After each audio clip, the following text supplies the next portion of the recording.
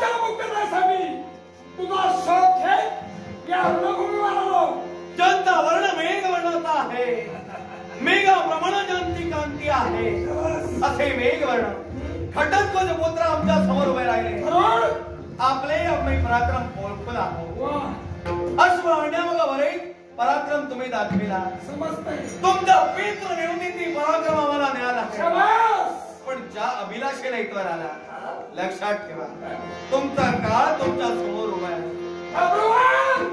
तुला वाटलं असेल माझ्या गुणगान केलास, माझ्या बापाच्या गुणगान गायलास, भावनाला मिळावे.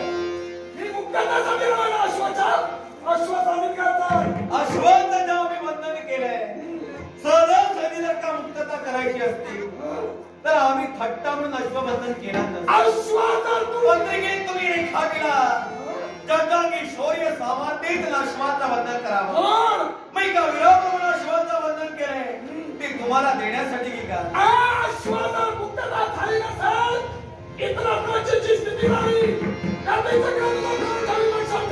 इतरत्र तो बबुरवान नव्हे, इतरत्र वैद्य तुमच्या गटात सामील झाले असती, संधी तुला शरणे आली असती. पण तो प्रकार माझ्या करवी नाही. या भ्रमात कधी राहू नका.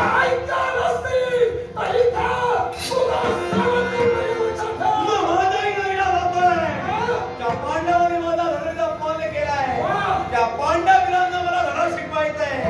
जिवंत राहण्याची संधी देतोय माघारी त्याला.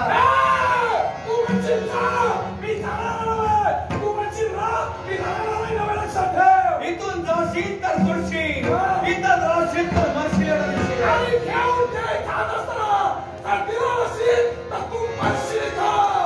अश्वत्थ बंधन ते मी केलंय तुम्हाला सहजासहजी देण्यासाठी नव्हे. तुझ्या जीवनात शेवटची संधी देतोय. स्वतःच्या जीवनाचं संरक्षण करून कर्तव्याचं प्रदान तुला जर का करायचं असेल, तुझ्या देहाच्या पिंजऱ्यात वास्तव करायला आत्मनी प्रवेश होणार. तुझ्या देहाचा त्याग करू नये. जीवनात गर्विष्ठ मेघवर्ण तुझ्या गर्वांचा हरण करू, तुझ्या प्रेताची मागणी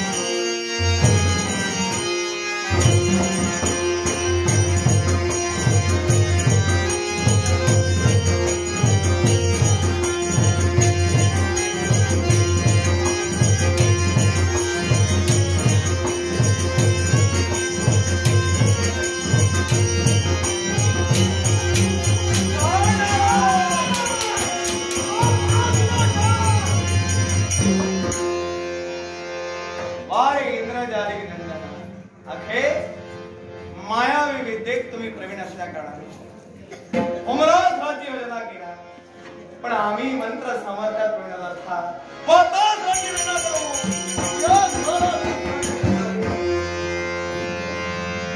सैनिक अगदी वरील वीर या कटकाला था एक वीर माघारी जातोय, अर्धा सावध राहा, दुसरा वीर येण्याची जाऊन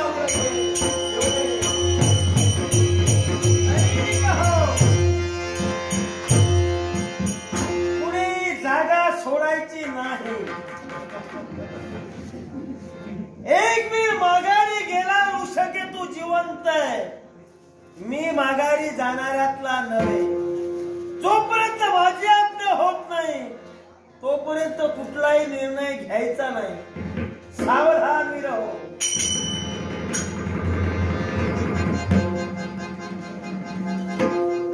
स्वागतम सुस्वागतम. स्वागत करतो या रणभूमीवर. तुम्हाला बोल आम्हालाही बरं वाटतं. बरं वाटणारच आहे. श्रावणी धर्माला सर्वात जास्त असणारे तुम्ही होता. होय, याला कारण आहे. तुमच्यासाठी ते युद्ध हसणं आम्हाला आवडत नाही. कारण एखाद्याची कुचेष्टा केल्यानंतर स्वतःची प्रतिष्ठा कधीच वाढत नाही. तरी पण असला याला कारण आहे. हौसध्वज महाराजांनी आमची कुचेष्टा केली, तुमची प्रतिष्ठा वाढवण्याचा प्रयत्न केला, पण पाहिलं तर का हाती तरण घेऊन करबार खंडणी सही पांडवांच्या संविधानाला आपण आला. मग हसायचं नाही तर काय रडायचं? हार बरोबर बबरुआ हार सुंदर बोलला. बरंच बोलणार आहे. अहो कुणी कुणावर हसावं यापेक्षा प्रसंगाची सुद्धा चाचपणी असावी. आम्ही जे तुम्हाला शरण आलो तुमच्यावर हसण्यासाठी नव्हे, तुमचा मान सन्मान राखू, पांडवीरांना आदरातिथ्य देऊन आम्ही शरण आलो होतो. आम्ही तुम्हाला हसलो नाही, पण आम्ही हौसध्वज मला महाराजांच्या तुमच्याबद्दल वाईट वाटू लागलं. हा? ओ पांडव म्हणे धर्मात मदत करते म्हणून तुमची ख्याती कीर्ती आहे. ओ दारी आलेला अतिथी याचा आदरातिथ्य कसं करावं हे ज्यांना समजत नाही त्यांनी धर्माच्या आणि तत्वाच्या गोष्टी करूच नाही. धर्म काय करावा आणि काय करू नये हे पांडवांना तुम्ही शिकवत नाही. कारण ज्या देवगोपाल कृष्णाच्या आज्ञेनं एक पाऊल पांडव उचलत आहे, ते पांडवांचं पाऊल असत्याचं कधीच नसणार आहे. ते धर्मस्थापनेसाठी नसणार आहे. मग गोपाल कृष्णाच्या आशीर्वादाला जर तुम्ही चालणारे आहात, मग दारी आलेल्या अतिथीला कुठल्या पद्धतीनं मान सन्मान द्यावा आणि त्याचा कुठल्या पद्धतीनं अपमान करावा हे तुम्हाला गोपाल कृष्णाने शिकविलं नाही की? अपमान तुमचा केला, तुम्ही बापाच्या शोधाला आला. ज्या बापाच्या शोधात तुम्ही आला तो बाप मान्य करत नाहीये, तुम्ही त्यांचे पुत्र. या दोष इतर पांडवांचा नव्हे. मग इतरत्र पांडवांचा जर का दोष नाही तर इथं का आला? एकाच गोष्टीसाठी आमचं धर्मकार्य बंद पडलं. कारण ते धर्मकार्य म्हणजे कुठेतरी तुम्ही अडकता. बरोबर आहे. कारण एखाद्याची गरज नसल्याशिवाय तिथपर्यंत माणूस म्हणजे गर्दीमध्ये इथं आलेला कामापुरते आम्ही प्रत्येकाकडे जातो. कामामध्ये वैद्यामध्ये त्यातले तुम्ही तसं समजा. पण हे सारं करत असताना आमच्या अश्वाची मुक्तता करा आणि जर होत नसेल तर तसं सांगा. होणारच नाही. होणार नाही हे काही विचारायची गरज झाली. याला कारण जिथं अश्वाचं बंधन केलं सोडण्यासाठी की का? बाबा रे तू ज्ञानी आहेस. ज्ञानी माणसानं किंवा दुसऱ्याचं ऐकावं. आम्ही जे सांगतोय ते धर्मकार्यासाठी सांगतोय. तुमचं नाव धर्मकार्य आहे, पण अश्व मला द्यायचं नाही त्याचं मला. पण जर का द्यायचं नसेल तर आम्ही आमचा धर्म टिकवून नक्की ठेवणार आहोत. धर्मासाठी पंचप्राण गेले तरी चालतील, मेलो तर गेलो, पण धर्म करूनच जाणार. तुमचा धर्म आणि अधर्म मला ज्ञात आहे. आम्ही तो ओळखलेला आहे. आता कटानायक यांच्याशी बोलण्याची माझी इच्छा आहे. तुमचा पोरखे इथं होण्यापेक्षा तुम्ही चला, तुम्ही स्वतःने निघून जो पोरखेडी तो होणार आहे ना तो ज्येष्ठांसमोर कधी होणार नाही. आणि म्हणून तुम्ही राहू नका. म्हणून ज्येष्ठांशी बोलणं उचित आहे. कारण तुमचं कसं आहे, हसावं वाटलं तुम्ही हसणार, रडावं वाटलं तुम्ही रडणार. तेव्हा तुमचं तुम्हालाच काही कळत नाही तुमच्याशी काय बोलणार. याला कारण आहे. कारण माणसाला हसवावं खेळवावं नंतर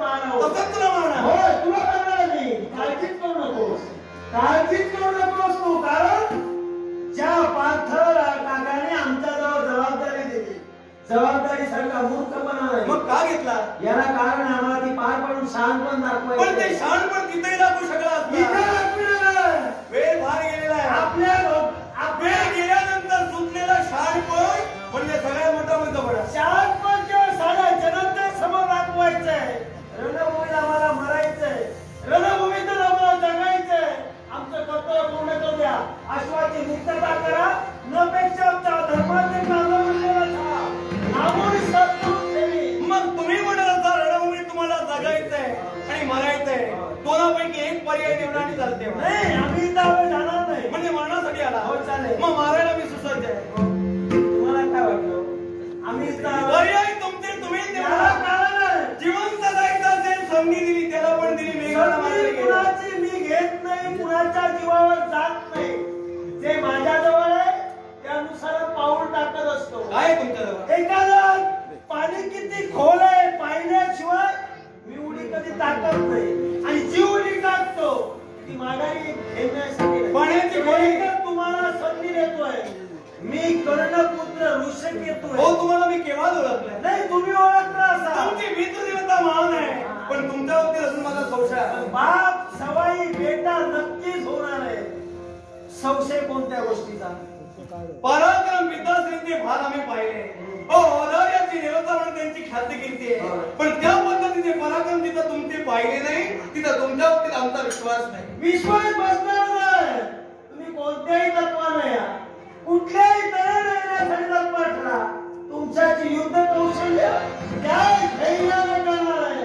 नियम अटीचं उल्लंघन न करता ज्याप्रमाणे महाराष्ट्री करणे करते त्याप्रमाणे वागण्याचं कार्य धर्माच्या ठिकाणी कधी ऋषिकेतू करणार नाही. मग तुमची मित्रदेवता त्यावरून तुम्हाला बघायचं आहे. अहो, ती औदार्याची देवता होती. आपल्या पलंगावर लाथ मारून त्याने लाकडं दिली. मरती समय यानं आपला सोहळा रंग दिला. त्याप्रमाणे बाप सवयी भेटावायचा असेल, एक काम करा. अश्व मला दान करायला चालते. तुम्ही बाप सवयी झाला. तू बोलता उपयोगाचा नाही, कारण हे धर्म कार्य आहे. आणि जो यज्ञ आम्ही आरंभिला तो यज्ञ विश्व कार्यासाठी आहे.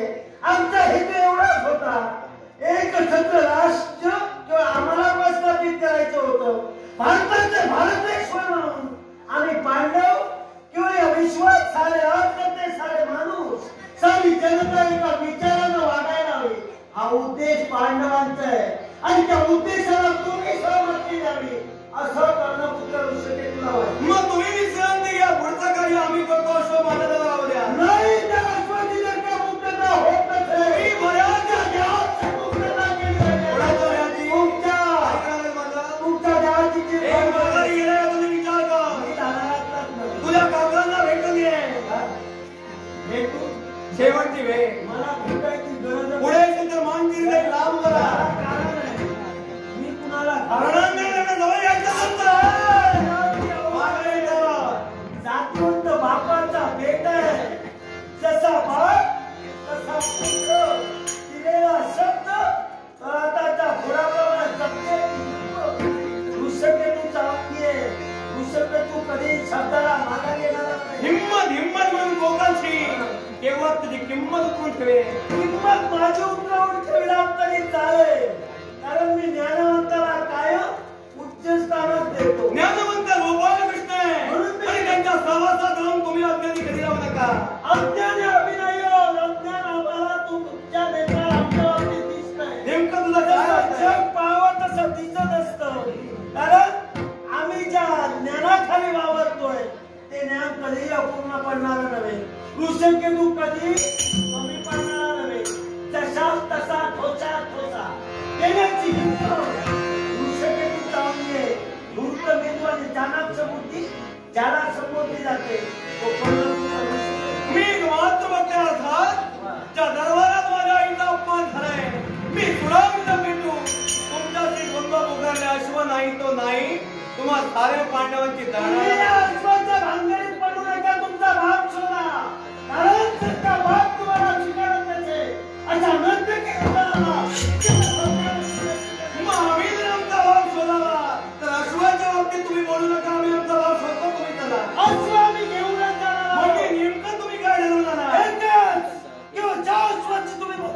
अश्वाच्या बाबतीत बोलू नका. दोन हात करून तो पराक्रम करू. तुम्ही काय म्हणालात?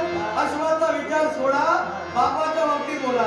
मग अश्वाच्या बाबतीत तुम्ही न बोलता इथे मागे चला, मी बापाचंही पडेल अश्वाचंही पडेल. याचा अर्थ असा होतोय अश्व सोडा आणि तुमचा बाप सोडा. मी असं म्हणत नाही अश्व ठेवा आणि बाप सोडा. तुमचे अर्थ लावायला मला वेळ नाही म्हणूनच सांगतो. म्हणूनच जरा श्रावणी बरोबर विश्रांती आणि मग या. शाहूगिराची विश्रांती आम्हाला नकोय. आम्ही विश्रांती कधी घेत नाही.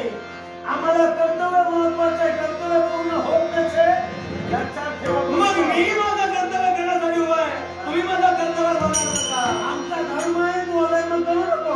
धर्म तुमच्या वशील आहे आणि तो धर्म आम्हाला स्थापन करायचा आहे. आणि देण्याच्या संदर्भात व्यापनी कर्मही करताय. ते कर्म करू द्या पण आम्हाला विश्वधर्म करू द्या. पण मी तेव्हा असताना अश्व देणारच नाही मग जर का अश्व देत नसाल तर आम्ही सुद्धा सुसज्ज आहोत. कशासाठी?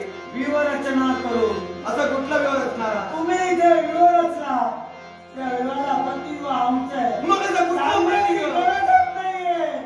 तुम्ही एक वीर आहात. त्याला निरीक्षण करा आणि परीक्षण करून आम्ही जे व्यूह रचलो त्याचं उत्तर तुम्हीच सांगा. हे सारं परीक्षण मी केलेलं आहे आणि यातच मी ओळखलेलं आहे तू मरणार या शंका नाही. कारण सैन्य तुझं कुठं जातं इकडे तुझं लक्ष नाही. याला कारण आहे. मागचे माझं गेले आहे. माझ्या सैन्यावर माझा भरोसा आहे. ते म्हणून मागायला जात आहे. जाऊ द्या. हे बाप म्हणताय ते गेले तरी चालतील. मी एकटा लढेल. लढता मरेल पण नाव रूपानच मरेल. काय करणारा? तू सोडत नाही अश्व. तू अश्वाची मुक्तता करणार आहे. अश्व देण्यासाठी मुक्ताची. काय युद्ध आयुध शस्त्र करायचो पारंपरिक तू शरीरमुळे त्याचा वापर तो तुझ्या जीवनात करणार. म्हणून अश्व मुक्त करून ठेवून जाणार आहे. माझ्या जीवनाचा वाटेल ते करा पण जोपर्यंत माझ्या आईला लागलेला कलंक आणि माझ्या मनात येते तोपर्यंत अश्वाची मुक्तता नाही. अश्वाची मुक्तता तू करून नको. अश्वाची मुक्तता आम्ही आता करून घेऊन जाणार आहोत. तुझा सर्वनाश करू. माझा सर्वनाश करण्यापूर्वी तुझं सैन्य मागायला ते त्याला थांबव. माघारी जाणार आहे. सैन्य येणार आहे. मी प्रत्येकाला सांगितलेलं आहे मनाप्रमाणे वागू नका. माझी आज्ञा घेतल्याशिवाय काय करू नका. मी त्यांना तसंच सांगितलं. आपण बेसावध राहायचं. समोरचा बेसावध राहायला हवा. आपली तुकडी विस्कळीत दिसायला हवी. वीराला मारायला हवं. कारण तो विस्कळीत तुकडी बघता बघता आपले पंचप्राण देऊन आणि ते आम्हाला तुमच्या बाबतीत करायचं आहे. तुला काय वाटलं? काय? हे सगळं चित्र पाहून मी स्वतःहून मरणार? भ्रम आहे तुझा. रणांगणात त्या ठिकाणी उभा आहे तो तुम्हाला मारण्यासाठी. तेव्हा अश्व तुम्हाला हवाय. मला तुमची गरज नाही. तुम्ही जाऊ शकता. अश्व जर देत नसाल तर आता नावीला अश्व देणारच नाही. काय बोलायची? अश्व मिळणार नाही. जर का देत नसाल तर सिद्धांती काय करू? तू सगळे तू होय. मग एवढं सामर्थ्य तुमच्यावर येत आहे तर तुमची सत्ता अडून पडून तुम्हाला खेचून मारत आहे. सत्ता मध्ये लागणार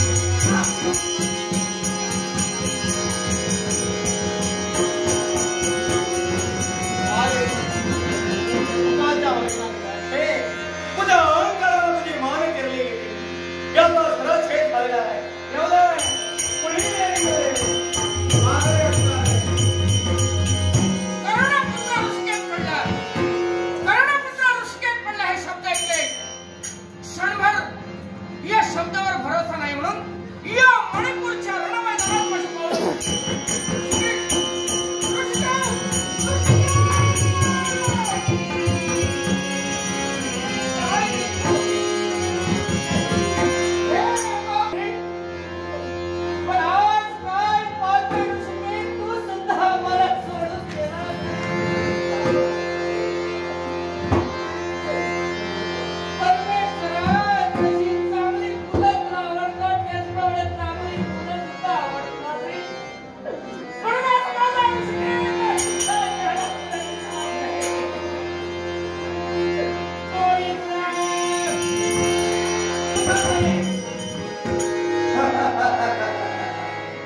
आम्ही मारलंय मग बघूया आणि याचं मरण जे आलं याला सर्वस्वी काढीवर स्वतः तुम्ही आहात. तो कसं काय तुमच्यामुळे हा प्रमाद घडतोय. बोलण्याचा अर्थ माझ्या मातीची झालेली विटंबना आणि श्रावणी नावाचे प्रकार आठवा आणि म्हणूनच आला तो शरण पण आता येते तुमच्या वाटेला मरण. आणि त्या समोरचा विचार मी कधी करणार नाही. कारण धनुर्धारी पाळताना सगळ्या मरणाचा विचार आपल्या जीवनात कधीच केला नाही. समोर आलेला प्रत्येक प्रसंगाला प्रसंग राहिला, आलेल्या संकटाला धैर्याने ज्याला तोंड दिलंय तो धनुर्धारी पाळतो. आज तुला इथं मार्गदर्शन राहणार. गेले ते दिवस आणि राहिल्या त्या आठवणी गोपाळ कृष्णांच्या आशीर्वादानं पराक्रम स्वतःच्या नावावर तुम्ही ओढला. पण खरे पराक्रम आज तुम्हाला इथं दाखवायचं. आणि याच्यावर न जोडत अरे तो वैकुंठीचा नारायण आत्म्या रूपाने नटला, आत्म्या अवताराने नटलाय. तो धनुर्धारी पाळताचा सारथी होतोय. अर्थात तिथंच काय ते पाणी होतं याच्यावरच तू कल्पना कर. या तुला मोठेपणा आहे, या मोठेपणाचा देवाचा आहे. कारण तुला सावरण्यासाठी देव आलाय. तुझ्यासारखे भक्त कोणतरी वाम मार्गाला जाऊ नये आणि वेळोवेळी समरम निर्माण होऊ नये म्हणून ते देव कुणाच्यासाठी अंकित होत नसतो. भक्ती तेवढी महत्वाची असायला हवी. सत्य न्याय आणि धर्म त्यांच्याकडे असायला हवा. सत्याचं आचरण जो करतो ना त्याच भक्तापर्यंत देव जातो. मग जर का तुम्ही सत्याचे आचरण करणारे होता महान देव तुमच्या बरोबर का नाही? याला कारण नाही. काळ आल्याशिवाय वेळ येत नाही आणि काळ आणि वेळ यांचा संघर्ष झाल्याशिवाय देव इथे येणार नाही. कारण त्याच्या भक्तावर त्याचा विश्वास आहे. त्याचा भक्त कुठेही कमी पडणार नाही. तुम्हा पांडवांनी आजपर्यंत बऱ्याच यातना जीवनात भोगल्या. मग या साऱ्या यातना तुमचा देव तुमच्या संविधानाला भोगावा लागला म्हणजे तुमच्यासारखे दुर्दैवी दुसरे नाही. देवतांचा असावी आपल्या भक्ताला कसोटीच्या उच्चतम शिखरावर उभे करतात आणि जर का भक्त कसोटीत उतरला असेल तर त्याचं इच्छित त्याला देतात. माझ्या देवाचं तसं नाही. वारंवार तुमचीच कसोटी देव का घेतात? याला कारण नाही. जयवंगी मोठेपणा त्याला यातना कठीण. म्हणजे तुम्हाला यातना देऊन देवाला तुम्हाला मोठं करायचं. कारण देवतांचा मोठेपणा भक्तांच्या रूपाने वाढत असतो. मग त्याच परमेश्वरानं मला इच्छा निर्माण करून दिली आहे. देवानं जशा यातना वेगवेगळ्या पद्धतीनं तुम्हाला दिल्या त्याच यातना माझ्या रूपात आता तुम्हाला देव आणि देतो. म्हणूनच त्या यातना दूर करण्यासाठी धर्मधारी पार्थ संजय तुला एकच समजवण्याने ते काय असेल तर ज्या ज्यावेळी धर्म आणि अधर्म यांचा विचार मी सुद्धा केला तुझ्याप्रमाणे मला सुद्धा संभ्रम निर्माण झाला होता. त्याच वेळी भगवान गोपाळ कृष्णाचे शब्द अरे तू निमित्तच कारण आहे, जबाबदार मी आहे. म्हणूनच तुला सांगतो प्रत्येक प्रश्नाचं उत्तर हेच आहे. याच्यासाठी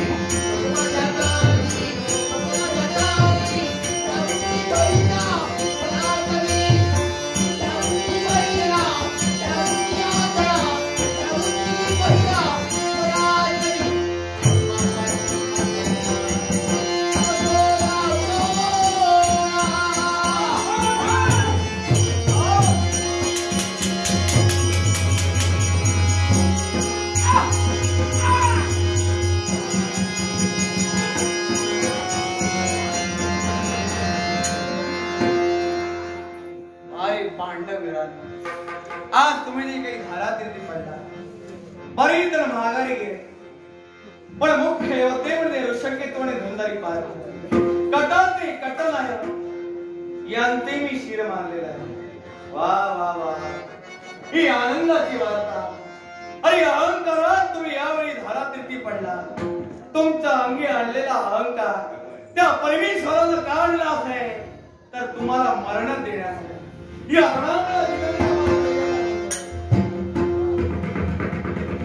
कटाते कटन आहे, काय अवस्था झाली आहे, पण यात पराक्रम माझे नाही, ही सारी पुण्यही माझ्या आईची आहे। म्हणजे रणांगणाच्या राही शिव स्वरूप वासे आज वीर बबरुवाना, शिव स्वरूप वासे आज वीर बबरुवाना ते झाले आज सूड सफल त्या मातृ अपमानात सूड घेतलाय। मग सैनिक होता ही आनंदाची सुखद